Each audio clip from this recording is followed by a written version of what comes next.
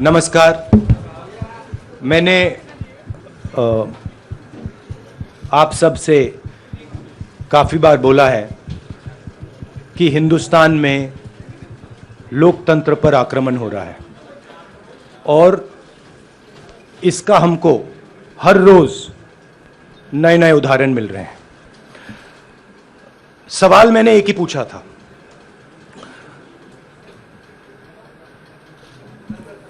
Foundation पे जाता हूं। अदानी जी की शेल कंपनीज हैं, अदानी जी की शेल कंपनीज हैं, उसमें 20,000 करोड़ रुपया किसी ने इन्वेस्ट किया।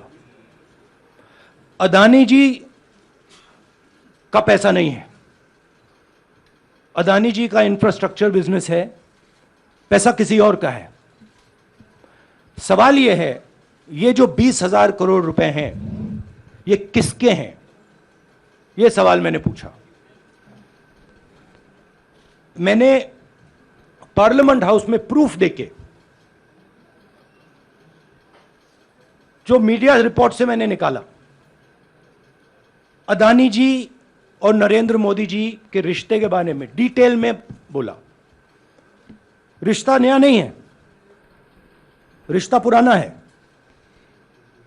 जब नरेंद्र मोदी जी गुजरात के सीएम बने थे तब से रिश्ता है और उसके बहुत सारे पब्लिक प्रूफ्स हैं। हवाई जहाज में मैंने फोटो दिखाई, नरेंद्र मोदी जी बड़े कंफर्ट में बैठे हुए थे अपने दोस्त, अपने मित्र के साथ। पार्लियामेंट में मैंने दिखाई।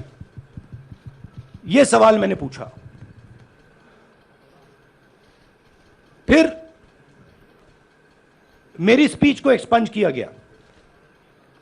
मैंने स्पीकर को डिटेल चिट्ठी लिखी, पॉइंट बाय पॉइंट, कि मैंने कहा कि एयरपोर्ट्स अदानी जी को रूल बदल के दिए गए हैं। ये लीजिए रूल की कॉपी जिसको बदला गया है। चिट्ठी लिखी, कोई फर्क नहीं पड़ा। फिर मेरे बारे में मंत्रियों ने पार्लियामेंट में झूठ बोला कि मैंने विदेशी ताकतों से मदद मांगी। मैंने ऐसी कोई बात नहीं की है। मैंने कहा स्पीकर से, मैंने जाके कहा, स्पीकर सर,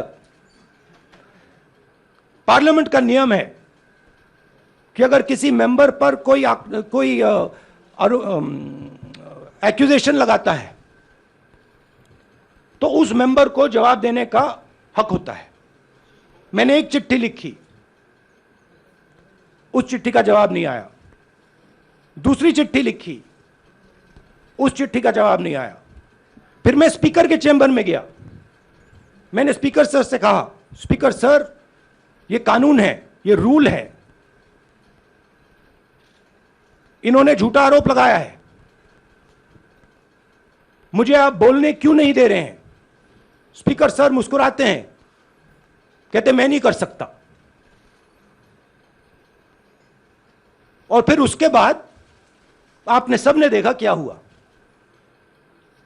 सवाल पूछना मैं बंद नहीं करूंगा। नरेंद्र मोदी जी का अदानी के साथ क्या रिश्ता है और 20,000 करोड़ रुपए किसके हैं, मैं पूछता जाऊंगा। मुझे कोई डर नहीं लगता इन लोगों से। और अगर ये सोचें कि मुझे डिस्क्वालीफाई करके, धमका के, जेल में डाल के मुझे बंद कर सकते, नहीं, मेरी वो हिस्ट्री नहीं है। मैं हिंदुस्तान के लोकतंत्र के लिए लड़ रहा हूं और मैं हिंदुस्तान के लोकतंत्र के लिए लड़ता रहूंगा। किसी चीज से नहीं डरता हूं, यह सच्चाई है। अब आप सवाल पूछिए। एक एक करके प्लीज। हम मोहित, I'll say it in English also. Sorry. I'll say it in English also. The question begins few weeks back in Parliament, where I asked the Prime Minister a very specific set of questions. Question number 1, 20,000 crore rupees or $3 billion are in shell companies owned by Mr. Adani. Mr. Adani could not have generated this money. He's an infrastructure business. Where did this money come from? Whose money is it? That was the first question. Whose shell companies are there? These companies are working in the defense field. Why does nobody know whose money this is? There is a Chinese national involved in this. Why is nobody asking the question, who is this Chinese national? That was the first question. Second question was, set of questions with proof. Were, what is the Prime Minister's relationship with Mr. Adani? I showed a picture of the Prime Minister and Mr. Adani's plane relaxing. I gave documentation about the defense industry, about the airports, about statements made in Sri Lanka, about statements made in Bangladesh, pictures of Mr. Narendra Modi sitting with the State Bank chairman in Australia. And I put this proof on the table. Immediately after that, the BJP started its work. My speech was expunged. I wrote a letter to the Speaker with a detailed explanation on the defense industry, on the airports, with press clippings, supporting documents, legal documents, and said, this is the supporting foundation of my speech. I have not made this speech, I have not invented this. This is detailed research, here it is. Nothing happened. Nothing was revoked. My speech today is not part of the record of Parliament. The same, by the way, was done with Mr. Kharge. After that, BJP ministers lied about me in Parliament. They made the statement to distract from the Adani issue. The whole game, disqualification, and all these statements are to distract from the central question, whose money is it? 20,000 crores, whose is it? Kiska hai ye? That's the main question. The whole thing is to distract. So, they said that I've asked foreign forces to help India. Most ridiculous statement. I have never made such a statement. You can look at all the conversations I had in the United Kingdom. Not one such statement was made. In fact, I said this is India's problem. India has to resolve this problem, right? A minister lies on the floor of the House. I wrote to the Speaker and I said, Speaker, sir, it is my right as a member of Parliament, when somebody makes an accusation, to state my position. Please let me state my position. The first letter is not answered. I then write a second letter with more details, saying the names and what was said. Still no answer. I then go to the Speaker's chamber and I say, Speaker, sir, what is going on? We live in a democracy. You are the defender of that democracy. Why are you not letting me make my statement? The Speaker smiles and says, I cannot do that. Come and have a cup of tea with me. Right? So this is the whole drama that is being orchestrated to defend the Prime Minister from the simple question, whose 20,000 crore rupees, whose $3 billion went to Mr. Adani shell companies? हाँ जी मोहित, एक minute सबको मौका मिलेगा. राहुल जी, मोहित दुबे हूं मैं. मेरा सवाल ये है कि आप शहीदों. By the way, sorry, I just need to finish that. I left out a part. Look, I'm here defending the democratic voice of the Indian people. I will continue to do that. I'm not scared of these threats, of these disqualifications, of these allegations, of these prison sentences. I don't care. I'm not scared of them. Okay? These people don't understand me yet. I am not scared of them. They are used to everybody being scared of them. I am not scared of them. Right? And I will continue to ask the question, what is the Prime Minister's relationship with Mr. Adani? It is an old relationship. It is a relationship that began when he was Chief Minister of Gujarat. Mr. Adani constructed the idea of Resurgent Gujarat, organized all that. This is a partnership. It's a close partnership. I'm going to keep asking that question. Rahul ji, मैं मोहित दुबे हूं. मेरा सवाल यह है कि आप शहीदों के परिवार से आते हैं. आपकी दादी भी डिस्क्वालीफाई हुई, जनता के बीच गई, आप सत्ता में वापस आए। आज के दौर में राहुल गांधी भी डिस्क्वालीफाई हो गए हैं, क्योंकि तमाम आपने इश्यूज को उठाया, चीन के इश्यूज को उठाया। क्या राहुल गांधी भी जनता के बीच में जाएंगे और वही वापसी फिर से करेंगे? राहुल गांधी भारत जोड़ो यात्रा में 4.5 महीने जनता के बीच में रहेंगे और वो मेरा काम है, वो मैं करता जाऊंगा। हाँ जी अनवर, अनवर आज के हिंदुस्तान में जो पहले राजनीतिक पार्टियों को सपोर्ट मिलती थी, मीडिया से मिलती थी, बाकी इंस्टीट्यूशन से मिलती थी, वो नहीं मिलती है। तो ऑपोजिशन की पार्टीज को एक ही रास्ता है, जनता के बीच में जाने का। हाँ जी अनवर। सर, भारतीय जनता पार्टी ने आप पर ओबीसी समुदाय के अपमान का आरोप लगाया है, इस पर आप क्या जवाब देना चाहेंगे भारतीय जनता पार्टी को? मैं पिछले भारत जोड़ो यात्रा में, आप मेरी कोई भी स्पीच देख लीजिए, मैं वहां कह रहा हूं सब समाज एक हैं, सबको एक साथ चलना चाहिए, भाईचारा होना चाहिए, नफरत नहीं होनी चाहिए, हिंसा नहीं होनी चाहिए। तो मेरी पोजीशन बिल्कुल क्लियर है। ये ओबीसी का मामला नहीं है, ये नरेंद्र मोदी जी और अदानी जी के रिश्ते का मामला है। 20,000 करोड़ रुपए जो अदानी जी को पता नहीं कहां से मिले, उसके बारे में मैं सवाल पूछ रहा हूं और उसका जवाब चाहिए। बीजेपी ध्यान को भड़काने की कोशिश करती है, कभी ओबीसी की बात करेगी, कभी विदेश की बात करेगी, कभी कुछ और बात करेगी, कभी डिस्क्वालिफिकेशन की बात करेगी, मगर सवाल यही है 20,000 करोड़ रुपए, $3 बिलियन किसका था? संजय मिश्रा। और वो अदानी का पैसा नहीं हो सकता। संजय मिश्रा।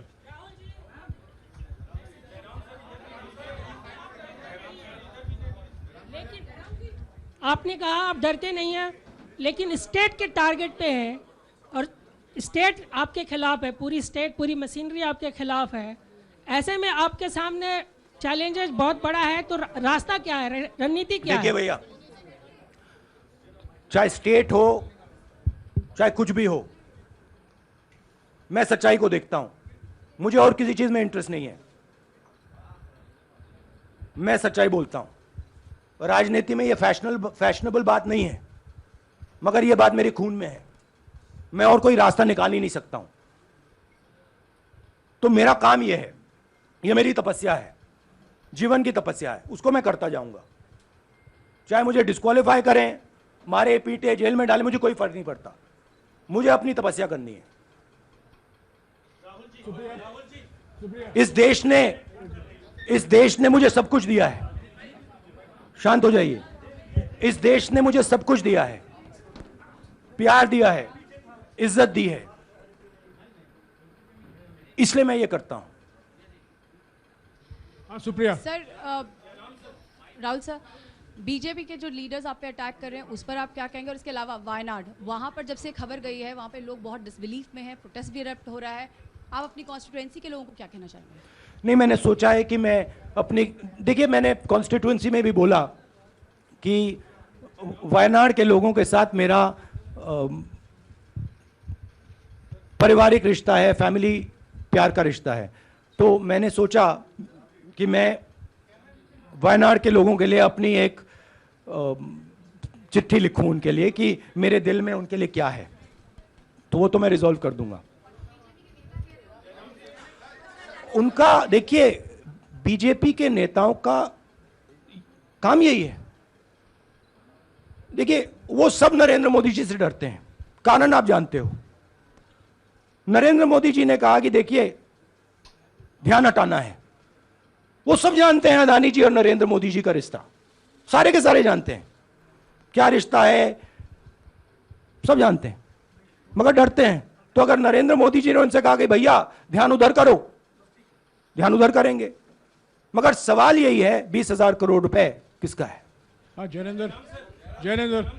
राहुल जी, पूरी कांग्रेस पार्टी, सर पूरी कांग्रेस पार्टी ये कह रही है कि आप चाहे वो गुजरात की कोर्ट ने आपको सजा सुनाई या आपका निलंबन हुआ, ये सब कुछ केंद्र सरकार प्रधानमंत्री के इशारे पर हो रहा है, लेकिन बीजेपी कह रही है कि कानून ने अपना काम किया है। तो जो ये दलील है कि कानून ने आपको सजा दी है और उसी की वजह से आपका निलंबन भी हुआ है, इस पर आप क्या देखिए, कहेंगे? कि आपको लगता है कि लीगल PM के मैटर इशारे है, पर ये हुआ है? लीगल मैटर है।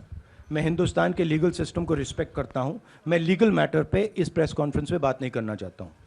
हाँ संजीव, अगर आपके लीगल सवाल होंगे तो आप हमारी लीगल टीम से पूछ लीजिए। Sanjeev 1 minute Sanjeev.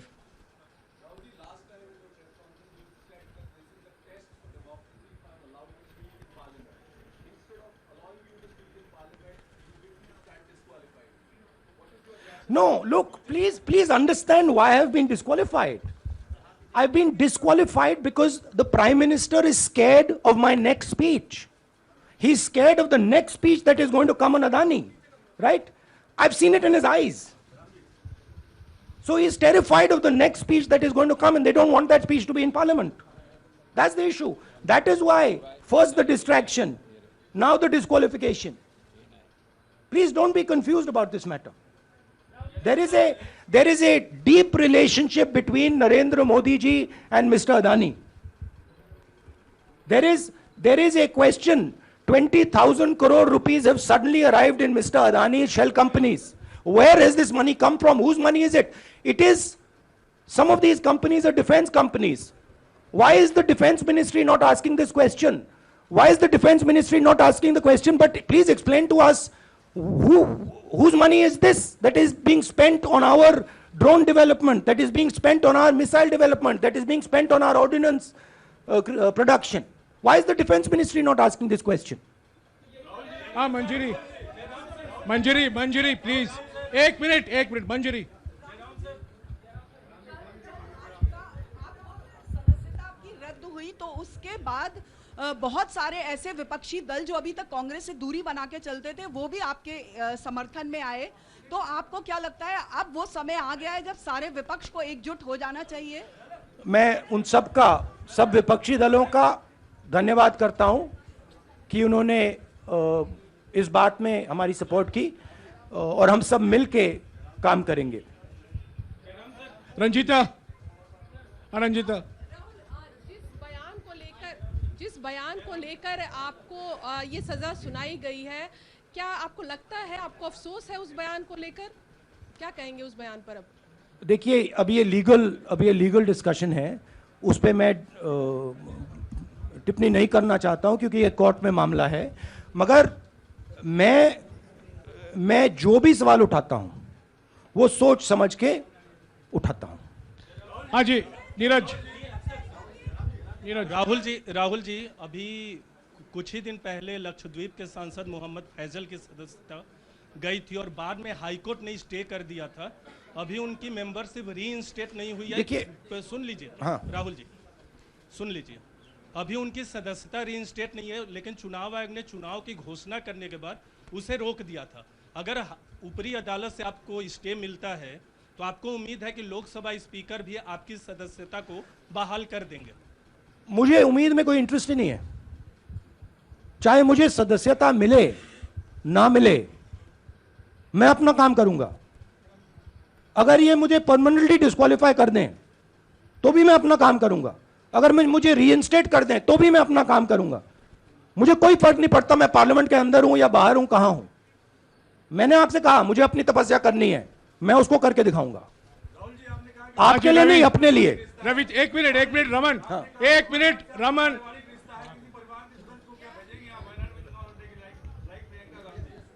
It is not up to me, it is up to Congress president कौन जाएंगे।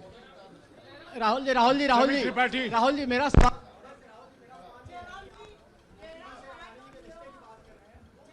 आपके यहाँ बैठे हैं। हाँ। दोनों मुख्यमंत्रियों का भी अडानी जी से रिश्ता है, उनके साथ लेन देन का मामला, उसका कहा जाए धंधे का मामला है।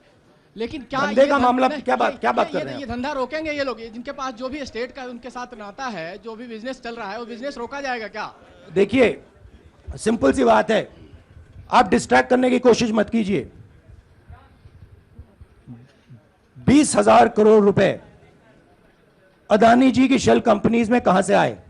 आप इंक्वायरी कीजिए। अगर बात निकली कि हमारे चीफ मिनिस्टर का पैसा है तो इनको जेल में डाल दीजिए। अगर बात निकली तो किसी और का पैसा है तो उसको जेल में डालिए। हाँ Siddharth sir. Rahul sir, please Rahul madam sir. 1 minute. Madam आप लोकतंत्र को समझिए। ये जो पैनिक रिएक्शन इन्होंने किया है नरेंद्र मोदी जी ने, इससे सबसे ज्यादा फायदा मिलेगा विपक्ष को। ये इन्होंने हमें हथियार पकड़ा दिया है। ये आप बात समझिए। ये मोदी जी पैनिक में आ गए कि बात निकल जाएगी, ये 20,000 करोड़ रुपए किसके हैं, डर गए, घबरा गए। इन्होंने पूरा सीक्वेंस शुरू कर दिया। ये विपक्ष को सबसे बड़ा इन्होंने हथियार दिया है राहुल जी, क्योंकि जनता के माइंड में अब एक सवाल आ गया है कि जनता जानती है कि अदानी जी भ्रष्ट व्यक्ति है। अब जनता के माइंड में यह सवाल उठा है कि इस भ्रष्ट व्यक्ति को हिंदुस्तान का प्रधानमंत्री क्यों बचा रहा है। यह मतलब अब सब कुछ बीजेपी के लोग, नरेंद्र मोदी जी सब कुछ इस व्यक्ति को बचाने के लिए क्यों कर रहे हैं। दूसरा सवाल, बीजेपी के लोगों ने कहा कि अदानी पर आक्रमण देश पर आक्रमण है। मतलब इनके माइंड में देश अदानी है और अदानी देश है। बात समझिए। राहुल जी, मेरा सवाल आपसे ये है कि जब आप ये फैसला सामने आया, आपको मैक्सिमम पनिशमेंट जो है इसमें जो हो सकती है वो आपके लिए मुकर्रर की गई। इस बीच कई लोगों ने ये भी कहा, आपके पार्टी के भी एक सांसद ने कहा कि कम से कम जज को ये देखना चाहिए था कि सामने जो शख्स है वो एक गांधी परिवार से आता है। इस पर आप क्या कहेंगे, और आपको लगता है मैक्सिमम पनिशमेंट जो है आपके केस में, मैक्सिमम पनिशमेंट आपके लिए मुकर्रर की गई, क्या आपको इसके पीछे क्या कहना है आपका? वही मैंने कहा, अगर डिस्ट्रैक्शन करना है, मैक्सिमम पनिशमेंट की तो जरूरत है। मिनिमम पनिशमेंट से बात थोड़ी बनेगी। मैं तो सोच रहा था भैया 5 साल होते, 7 साल होते, 10 साल होते, वो भी मिल जाता। मुझे क्या फर्क पड़ रहा है यार राजदीप।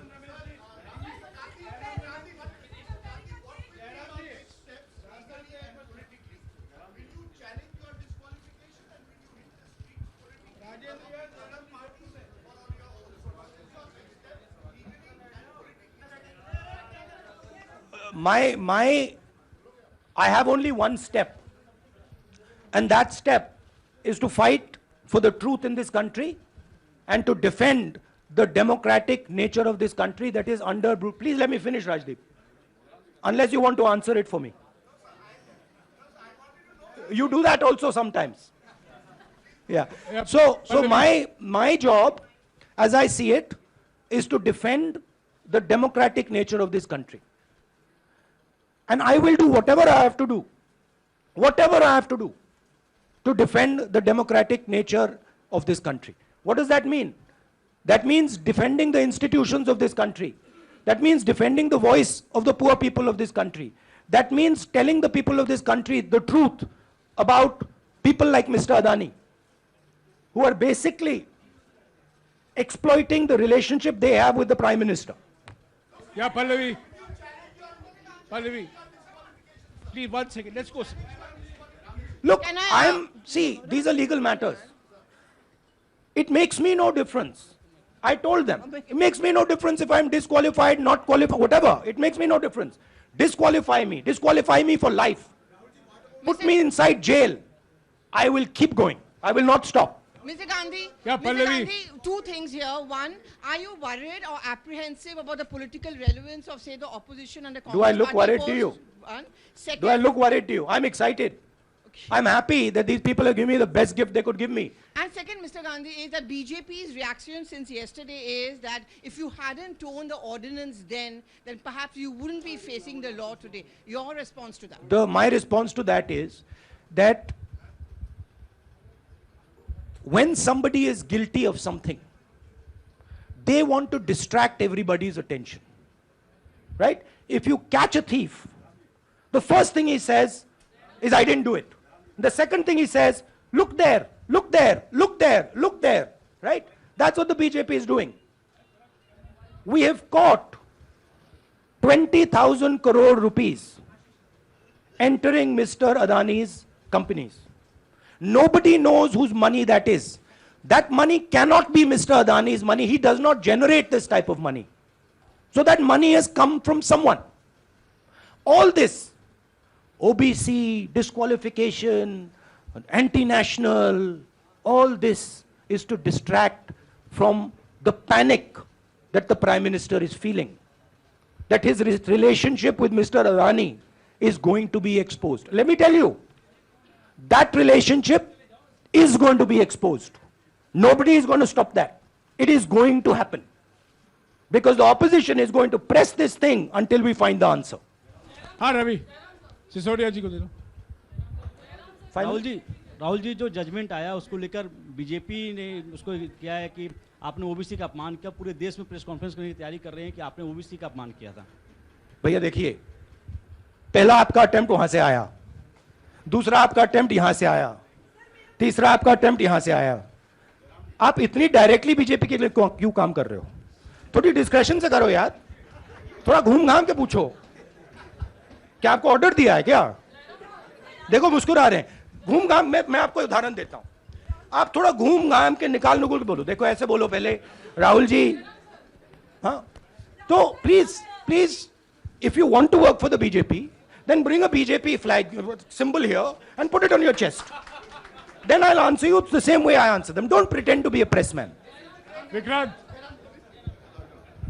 राहुल जी हवा निकल गई। राहुल जी बीजेपी के लोग बार बार ये बात कहते हैं कि आपने जब विदेश में जाके भाषण दिया तो उन्होंने कहा माफी मांग लेते, अभी कहा कि कोर्ट में आपसे कहा गया माफी मांग लेते। तो जब ये लोग कहते हैं राहुल गांधी माफी मांग लेते, तो राहुल गांधी क्या सोचते हैं? राहुल गांधी सोचता है मेरा नाम सावरकर नहीं है, मेरा नाम गांधी है। गांधी किसी से माफी नहीं मांगता। और मैंने कहा पार्लियामेंट हाउस में, कहा कि भैया मुझे बोलने दीजिए ना, एक बार तो बोलने दीजिए। 2 बार चिट्ठी लिखी, तीसरी बार मैं पर्सनली स्पीकर से जाके कहता हूं, स्पीकर सर प्लीज, आप डेमोक्रेसी के लोकतंत्र के आप प्रोटेक्टर हैं, मुझे बोलने दीजिए। मुस्कुरा के कहते हैं भैया मैं तो नहीं कर सकता। आप नहीं कर सकते तो कौन कर सकता है? शायद मुझे जाके मोदी जी से पूछना पड़े, वो तो करने नहीं देंगे। तो मेरा जो पॉइंट है, इस देश में लोकतंत्र खत्म हो गया है। इस देश के लोग जो इनके दिल में है, हमारे दिल में है, बोल नहीं सकते हैं।